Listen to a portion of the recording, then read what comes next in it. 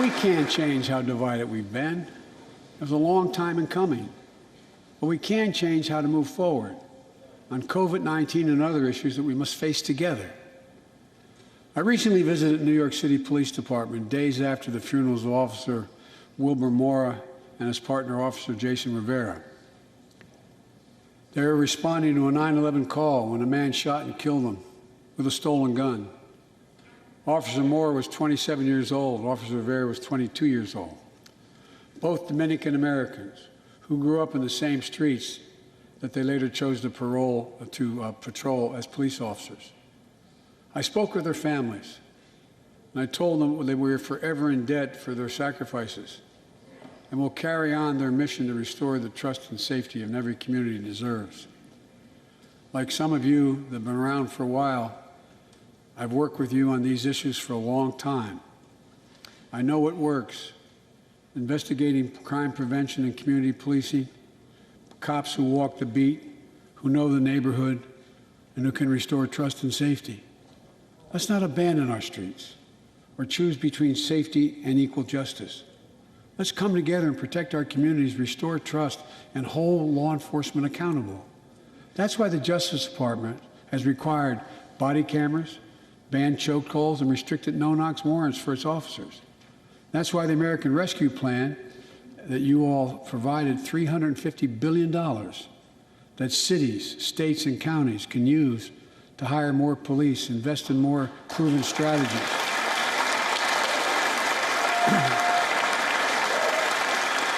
Proven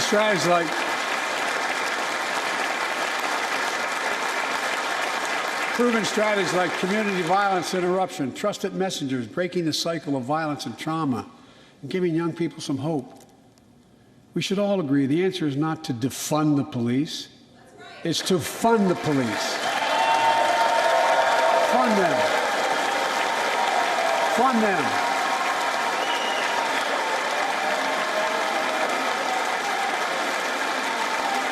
Fund them with resources and training. Resources and training they need to protect our communities.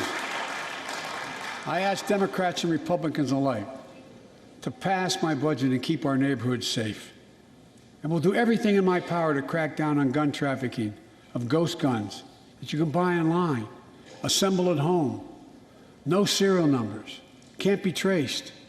I ask Congress to pass proven measures to reduce gun violence. Pass universal background checks. Why should anyone on the terrorist list be able to purchase a weapon? Why? Why? And folks, ban assault weapons with high-capacity magazines that hold up to 100 rounds. You think the deer are wearing Kevlar vests? Look, repeal the liability shield. It makes gun manufacturers the only industry in America that can't be sued. The only one. Imagine had we done that with the tobacco manufacturers. These laws don't infringe on the Second Amendment. They save lives. The most fundamental right in America is the right to vote and have it counted. And look, it's under assault. In state after state, new laws have been passed, not only to suppress the vote, we've been there before, but to subvert the entire election. We can't let this happen. Tonight I call on the Senate to pass the Freedom to Vote Act, pass the John Lewis Act, Voting Rights Act. And while you're at it, pass the Disclose Act so Americans know who's funding our election. Look, tonight, I'd like to honor someone who dedicated his life to serve this country. Justice Breyer, an Army veteran, constitutional scholar, retiring Justice of the United States Supreme Court. Justice Breyer, thank you for your service. Thank you, thank you, thank you. I mean it. Get up, stand, let them see you. Thank you.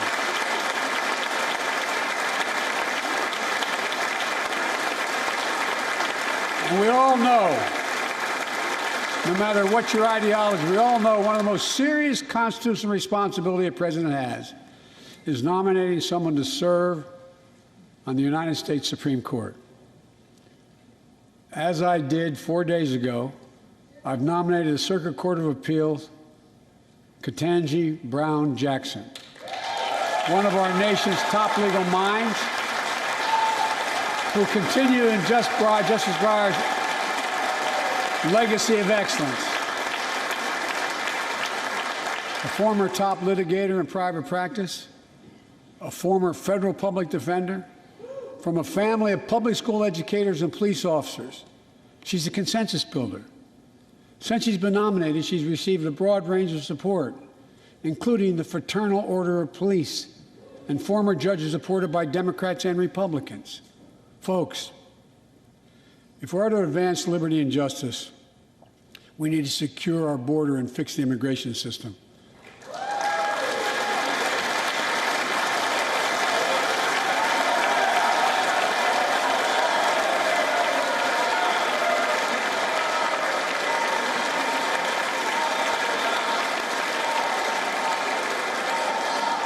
And as you might guess, I think we can do both. At our border, we've installed new technology like cutting-edge scanners to better detect drug smuggling. We've set up joint patrols in Mexico and Guatemala to catch more human traffickers. We're putting in place dedicated immigration judges in a significant larger number so families fleeing persecution and violence can have their cases heard faster, and those who don't legitimately hear can be sent back. We're screening, we're securing commitments and supporting partners in South and Central America to host more refugees and secure their own borders. We can do all this while keeping lit the torch of liberty that has led a generation of immigrants to this land, my forebears and many of yours. Provide a pathway to citizenship for dreamers, those with temporary status, farm workers, essential workers.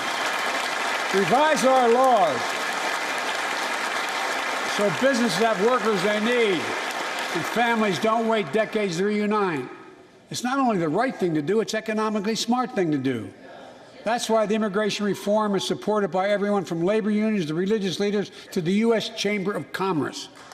Let's get it done once and for all. Folks,